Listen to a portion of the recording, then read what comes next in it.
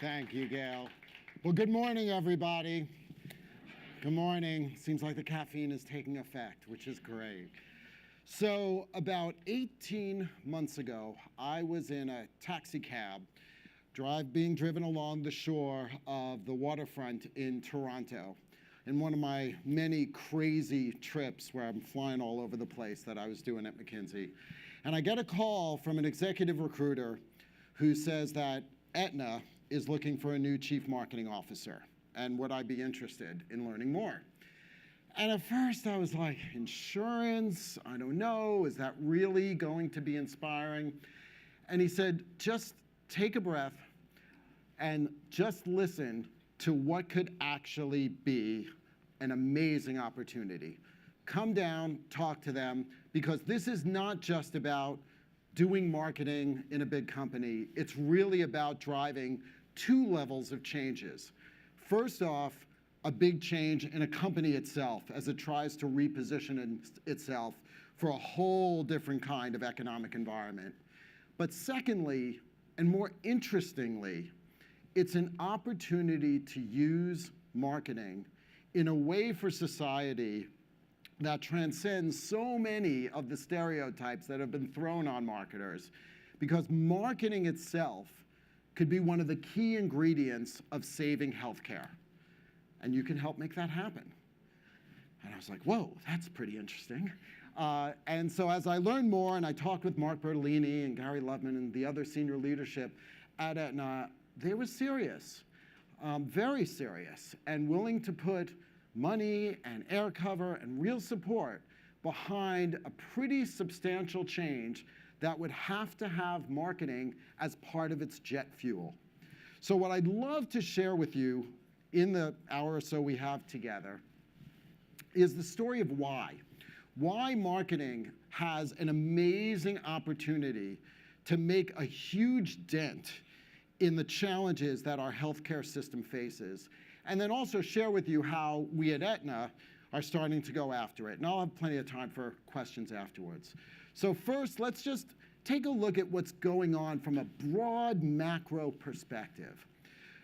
So if you look at the overall healthcare system, you gotta actually start with the demographics of the population at large. And people are getting older, and that's a good thing. That's a really good thing, that people are living longer. The challenge, though, is that as people are living longer, they're also hitting more hurdles along the way in terms of chronic diseases of many kinds. And it's not just older people who are doing it. The population at large may be living longer, but there's a broader penetration of chronic diseases in the population as a whole, especially diabetes, high blood pressure. And so that's creating, just on the surface, just looking at it that way more demand for healthcare services. But on the flip side, from a supply perspective, we are not going to have enough doctors. So the supply of physicians who are coming in, when you actually look at the pipeline through medical schools right now, just cannot meet the demands given the average usage of healthcare services that a population with that kind of health situation would demand. We're just not going to be able to deliver it. It's a pretty significant gap.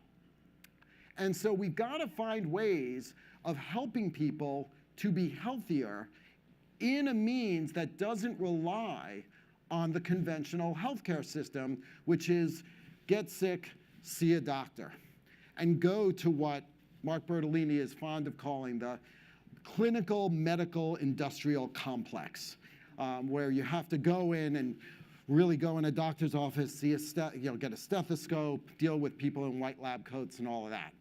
And so we have to find an alternative way of coping with healthcare and making people healthier and feel better outside this system. And actually, that should be doable. Because when you look at the causes of problems in health, what the healthcare system itself can accomplish is actually a small percent of the improvement in health that people can get compared to many other drivers of what determines people's life expectancy. And so if you look at this, this is a combination of a number of different studies, and it's one that drives a lot of our strategy. If you look at this in terms of the proportional contribution to premature death, your ability to get healthcare and healthcare helping you when you're sick is really only 10% of the impact. There's way more that can be influenced by getting people to behave differently, get them to eat better, exercise, stop smoking, taking care of themselves, doing the right things. It's a huge amount. Even their genetic disposition, so your genes, only account for about 30% of it. Your social circumstances, such as the neighborhood that you live in, your access to food, your access to clean air, water, that's 15%, and also similar in terms of environmental exposure. And one of the common issues that we frequently cite is that actually your zip code is probably having more influence on your health than your genetic code. Because your zip code often has influences from a peer influence on your behavior besides the actual even environment in which you live in. So if we can start working on those behavioral things, if we can start working on some of the more environmental aspects that affect the health of people in certain areas, we can actually start helping people be healthier as opposed to just worrying about helping them when they're sick to get better, and to be way more proactive about it. And this is where marketing can play an incredibly powerful role, because there's an enormous amount of content, advice, incentives, behavioral economic learning, all of these different variables floating around that people talk about, that if we can harness them properly and get people to behave better and take advantage of what they could take advantage of, we can actually get them to be healthier. And if they're healthier for one thing. They also save money because they're not going to have to pay their contribution to healthcare. And we're going to save money and improve the economics of the system, which would allow lower prices and a much more virtuous cycle in terms of the overall healthcare economics. And if we can also keep people out of the healthcare system, we can also avoid a lot of the waste that goes on from people who get sucked into that whole medical industrial complex, where there are all kinds of added costs that get piled in as people go through all kinds of experiences that are not very transparent, that lead to them getting charges, that we can actually avoid if we can be proactive about it. So our healthcare strategy tries to capitalize on this. And we're going to be using really smart data, models, marketing to try to change the behavior of our members. And there's several elements that have to come together to make this work. So first off, it's about taking an enormous amount of data that we have from millions of claims that we process. So we have a really valuable asset because we have all the claims data from over 25 million people whose claims are processed by Aetna. We understand what happened to them. We understand what the one claim leads to in terms of further outcomes, whether they need more claims or not, which things lead to rehospitalizations and not. And so we can get a sense of what are protocols and experiences that if we can get people to do certain things, what works and what doesn't. And we can use that analytics platform to start planning a whole different approach to managing our members. So first off, it's about looking at the overall population. And let's start segmenting the population based on their risk. So how much risk do they have that they're not going to be healthy? So based on what we know about them in terms of their claims, do they have chronic illnesses? Do they live in places where there may be higher risk? And then also look from another dimension at how engaged are they in taking care of themselves. which is something we'll be able to track over time as we see them engage in content that we provide and we see them signing up for wellness programs. And so we can actually create a segmentation based on those who are higher risk and those who are more engaged. And that starts giving you differential treatments, because if people are very high risk and not very engaged, we've got to spend a lot of money and can afford to spend a lot of money to assign a nurse to that person to call them up and personally get them engaged in programs that can make them healthier. If somebody's low risk and reasonably engaged in their health, like many of you may be in the room who take care of themselves, we can actually step back, do something a bit more digital, and provide different kinds of yoga videos, access to gyms, better diet recommendations, and things that just provide you with more things to fuel your interest in staying well and healthy. And that's a very different thing on one end of the spectrum than those who are much higher risk. So then we have to figure out what works. What are, for different kinds of situations that people are in, what's the best way of treating diabetes, hypertension, people who have a hip replacement? What's the right protocol that we can guide them through so that as they get through the system, in terms of either interacting with the medical complex or taking care of themselves, what is it that we want them to do? What works? And we'll constantly be learning about that as we test things and see what happens. Then we have to coordinate an experience for them. So we've got to be able to stitch together different parts of the healthcare system so that if somebody is, let's say, a diabetic, we can actually guide somebody to different kinds of points of access to get testing, to get nutritional advice, to get exercise, and string together people who can help them, resources we can provide, so that we can guide them to take behaviors and get access that could make them healthier. Then we've got to actually do it and execute it and understand where people are as an individual, understand what's happening to them as they move through the system, and then over time, learn what works constantly in a cognitive way, test new things, understand, is it what we're saying to people in terms of guiding them, is that working? Is it the timing that's not right? Is it the channel that's not right? Is it the recommendation that we're giving them is maybe not the right clinical thing to do next? There's a lot of different variables in trying to move people through some kind of set of protocols to help them get healthier. And so we need to have the right kind of underpinnings underneath that to test all of those and learn over time. So it's a whole individual segment of one, management of individuals through a whole set of contacts to get them to work with the system more appropriately and be healthier. And that's a real marketing challenge from a lot of different angles. It requires thinking through the whole system that somebody's going to deal with, making sure that system aligns, and then guiding somebody through that.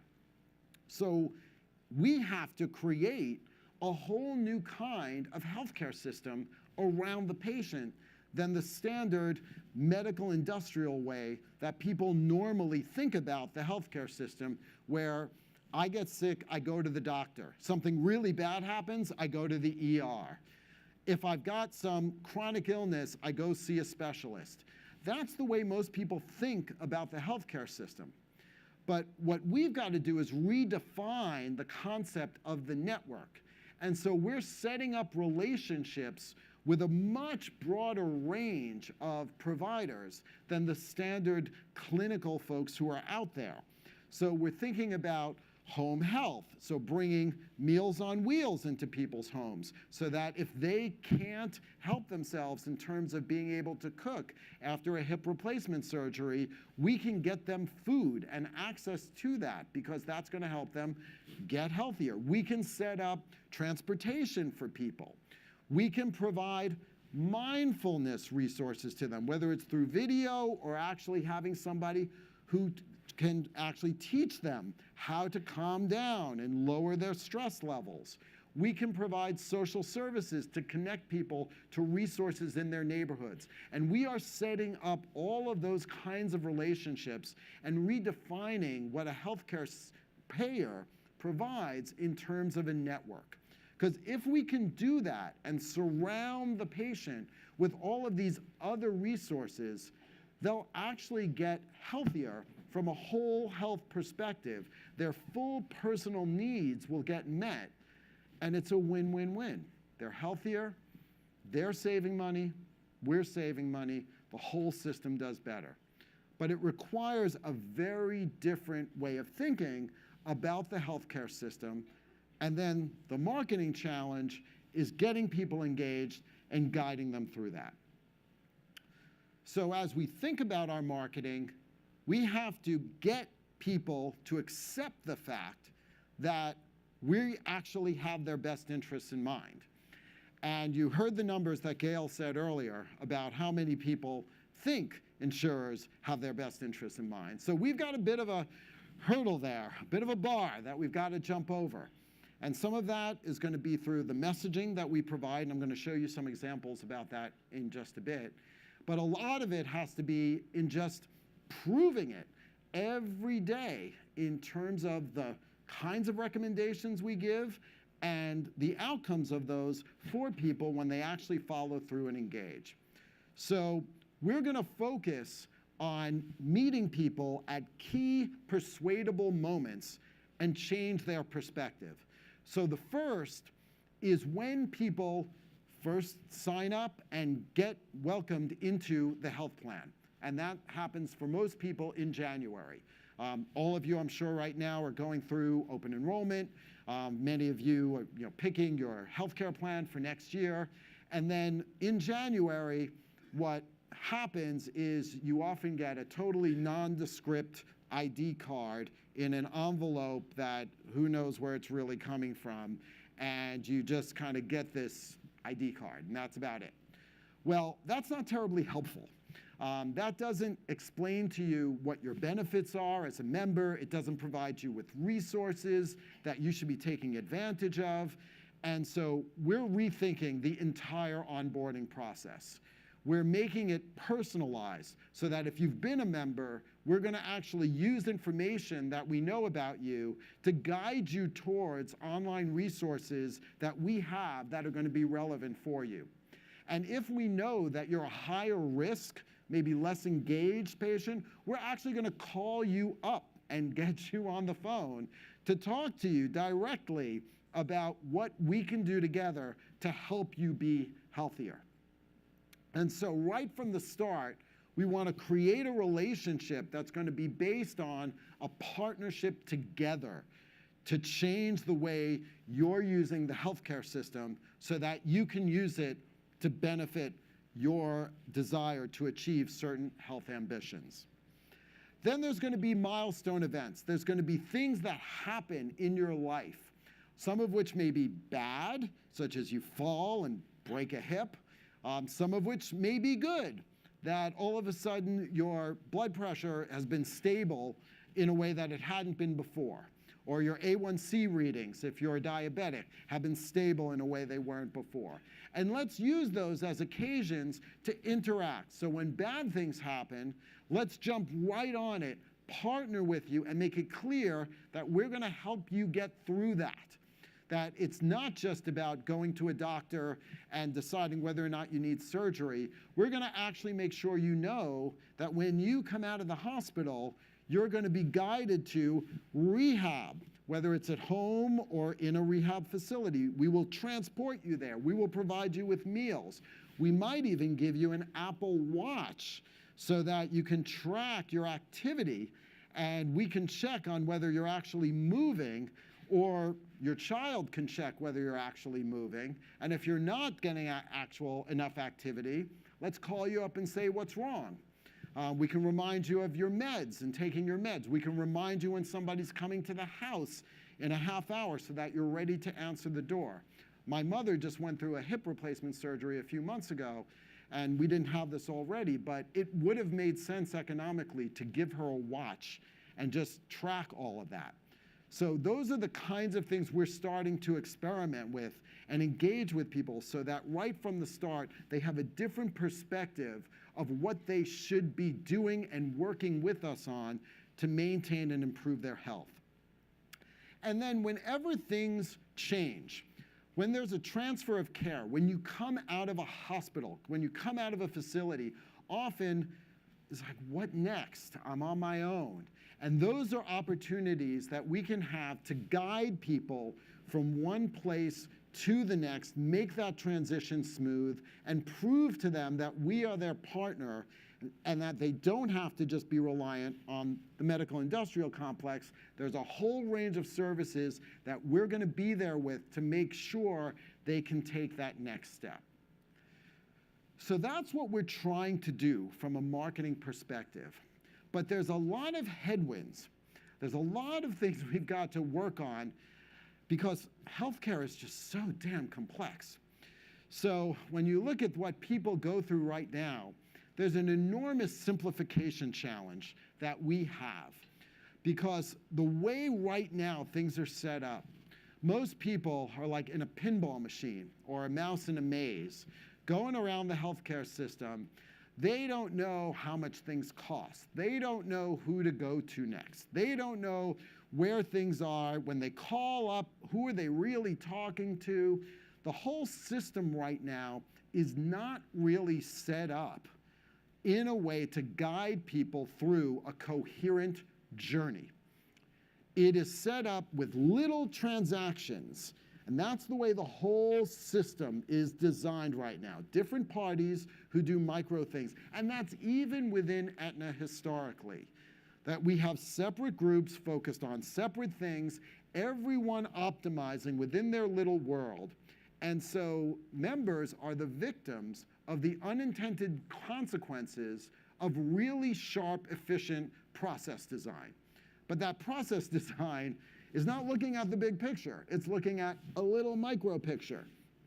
And so we have to take that big picture and work through that end-to-end member experience. And so our marketing team now has what we call the Office of the Consumer. And we're looking at and coordinating all of the end-to-end touch points for people going through different kinds of journeys, whether it's a breast cancer journey or an orthopedic journey or heart surgery.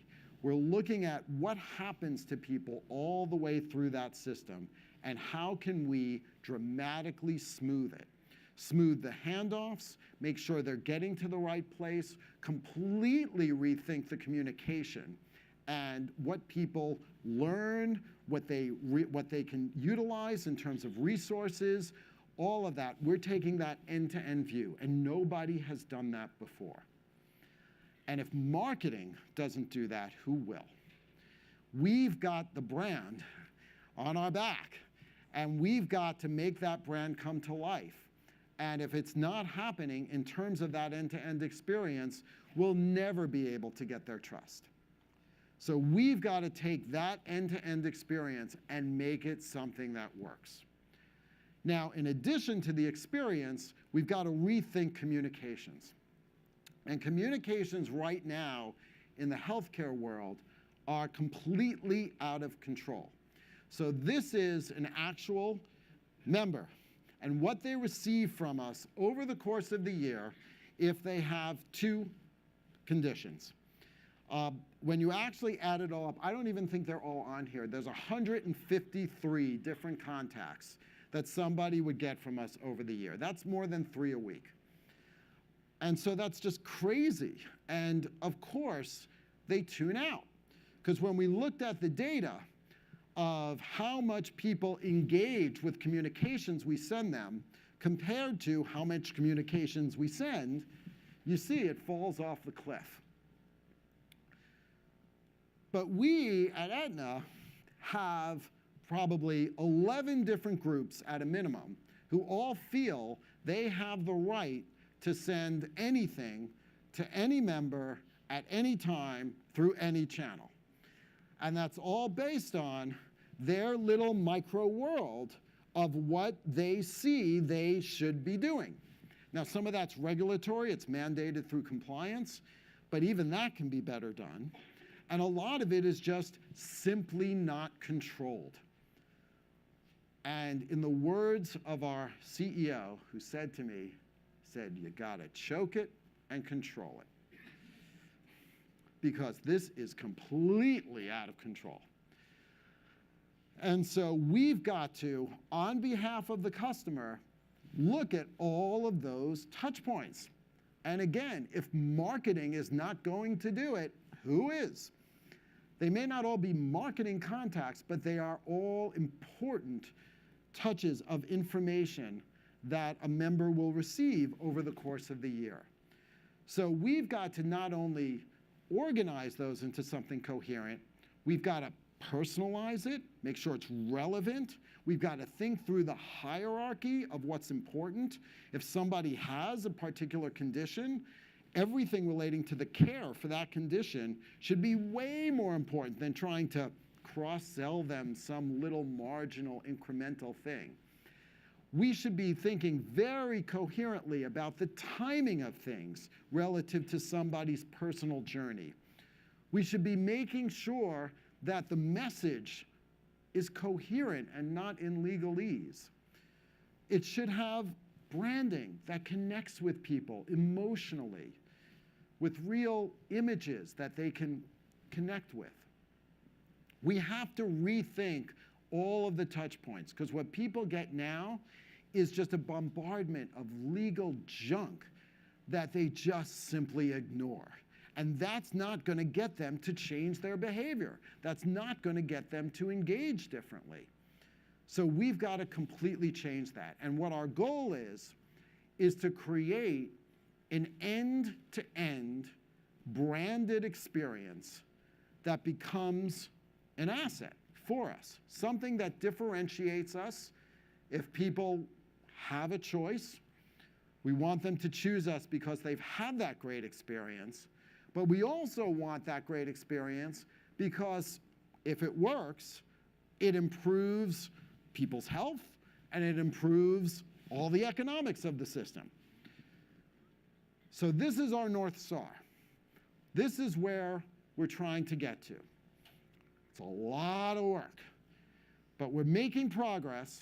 We have the charter, and there's a number of different key things along the way we're already making some big gains on. So if this is where we're going, from a brand vision, we need to reset people's expectations of who we are and how they should engage with us. And so we stepped back over the last couple of years and thought, what is it that we really want people to be thinking about when Aetna's on their mind? When they see something from Aetna, when they engage with us, what's the perception that we want them to have? Because we don't want them to have the perception that we're just somebody who pays their health bills and they periodically call to argue with. Do you want to work for a company that does that? I don't think so. So we want them to think of us as a partner. And so we want to make sure that they appreciate that we are about helping them achieve the joy of realizing their health ambitions. Joy from a health insurance company. This is what we believe we are about. And our manifesto lays it out in very clear words. Better health comes through bigger ambitions. Realizing what's possible each day and in every stage of life. Finding the right approach and then making it happen. At Aetna, your goals, what you want to achieve with your health, leads the way. We believe that whatever you decide to do for your health, you can do it with the right support. And it's our job to enable you to feel the joy of achieving your own best health in your own way. Every one of those words is very carefully crafted. Every one of those words lays out for us a marker of what we have to do to make this whole system come to life. We've got to have a system that supports people achieving their goals, but there's some other little subtleties as well. We have to understand what those goals are. How can we help you if we don't know your goals? So in our onboarding process, if you're high risk, we want to talk to you on the phone and hear what your goals are. If you're less high risk, we're going to use some digital tools, ask you a few questions about what your interests are, and use that then to guide the communications and pathways that will help you on. We have to have that knowledge of, for people who have different kinds of health ambitions, what should we do to make it work? We need to have the resources to deliver against that. We need to have the marketing that can actually guide you through that. And we need to improve it over time. Does that sound familiar? Those were all the things I showed before in terms of the 5 different things that we had to put together to make it all work. And so this is, from a manifesto perspective, how we want to guide our voice. Now, consumers, we're not shoving this in the face of our consumers. This is for us. This is what guides what we build, what we design, what we put together creatively. It guides our voice. It guides how we want to connect with each individual. So we've translated this into a whole new brand campaign. It launched in May. It started in 4 markets: Houston, Philadelphia, Atlanta, and Jacksonville. If any of you were in those cities, you would have seen us on TV, on billboards, all over the place. And you'll see a video about it in just a moment. We ran national digital campaign through display and social media. And this was something that not just went externally, but internally has galvanized Aetna to think about its whole mission in a different way. So I'm going to share with you our sizzle reel. Enjoy, and then we'll talk about the impact that that's having.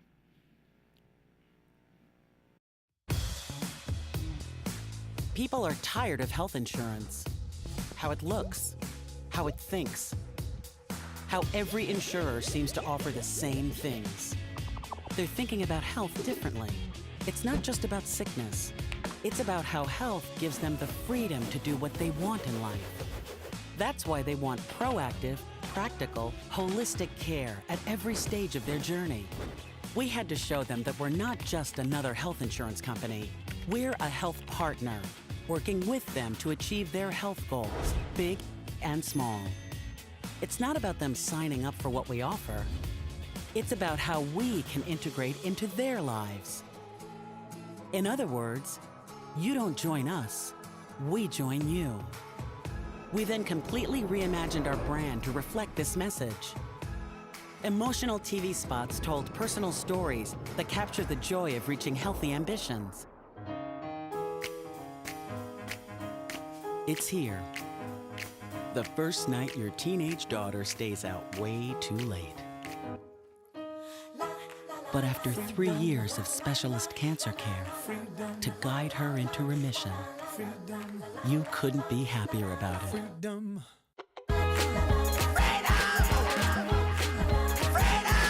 Aetna, you don't join us, we join you. Luis waited his whole life to celebrate his team being crowned champions. So our wellness coaches developed a plan to keep him fit and healthy. And when his moment finally arrived, his knees were up to the job. Aetna, you don't join us, we join you.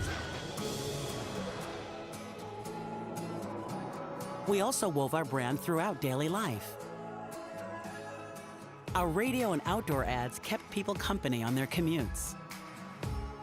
Live, interactive experiences help make hectic days a little calmer, with Aetna integrated at the heart of it all.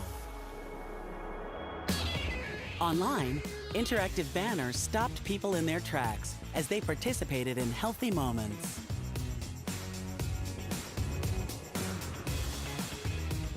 Real stories of trial and triumph showed just a few ways that we truly joined our members. And it all came together in one place. A source of information and inspiration to help people realize their healthy ambitions. We wanted them to know we think about health the way they do. And they really did. Plus, the engagement rate on our site doubled. And in our key markets, we saw nearly 6 times the interactions with the brand.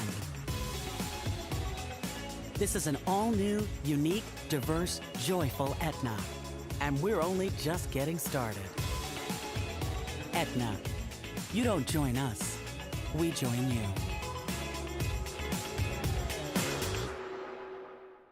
Not your typical insurance kind of ad. And a very motivational wave that just swept across the company when we did this. It was really quite inspiring. When you look at the photography, it's about people. You will never see an Aetna ad showing an app, showing data digits running across, because what matters is people. Real stories of real people helping them achieve their health ambitions. And it also required taking all of this and bringing it down through everything we do across the company. So about a year ago, this is what Aetna looked like when you saw various marketing that was out there. And so we've taken everything you've just seen and completely revised all of our touch points, whether it's the external marketing that we have, whether it's downstream, all of our sales materials that engage people more, things that we actually provide people in terms of ongoing communications and touch points, and content that helps them live a better life. All of this has just a completely different look, feel. It's open, it's alive, it's approachable. It's a very different voice. And we're cutting that across all the different segments who we deal with. This is not just about members. We actually serve employers. We work with physicians. We work with government regulators. There's a lot of different audiences who we have to engage with. And we've been using the brand to change the tone of those interactions all across the board. It's a pretty massive change effort, and for the folks on the brand team and on the marketing team, many of whom are in the audience, it's a massive, massive amount of work. There's just thousands of touch points. We're also changing, as I said before, all of the touches across people's journeys. So this is an example of some of the stuff that we're doing in our Medicare business, where even before people sign up for Medicare, we've got events that educate them on what Medicare is about, help them personally understand what plan is right. When they join, all Medicare patients get a welcome call. They get a whole new onboarding kit to help them understand what they've got and how to take advantage of everything. We make sure everyone is educated. We don't want any surprises, no surprise bills. We want everyone to understand in complete transparency, and we are measuring ourselves by no surprises. Want to make sure everyone feels comfortable and not taken advantage of. So that is flowing through all of the experience design across many different kinds of touches that people have. Our employees as well are getting energized. So at the same time we went out, we went across the inside, went to all call centers across the United States, sharing them, and we've got quite a few people out there in the field of all kinds, customer service reps, nurses, all kinds of support people, helping them understand what the brand is about, what it means to them. And we've also went and, along with that, changed some of the protocols by which they support people. Came up with a program called Service Without Borders to give people the empowerment to resolve any call on their own, and provided them with the tools to do so.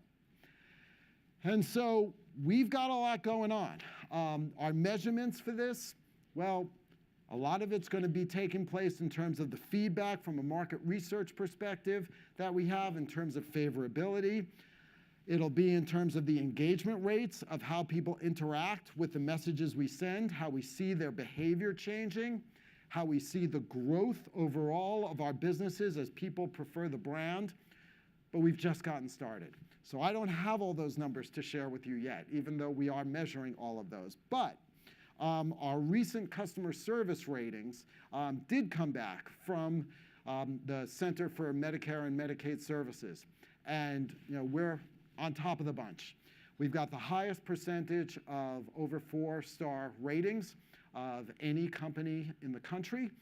And that's mainly attributable to a lot of the big service changes that we've been making through the business. We've got a long way to go, but we're pumped. And we're now even more local here. So we're based up in Wellesley. We'll have over 200 at least marketers up where Route 9 meets 95. So we expect to be part of the ad club now here in Boston. We are definitely excited to be part of this community, making a difference for marketers overall and making a difference for healthcare. So thank you.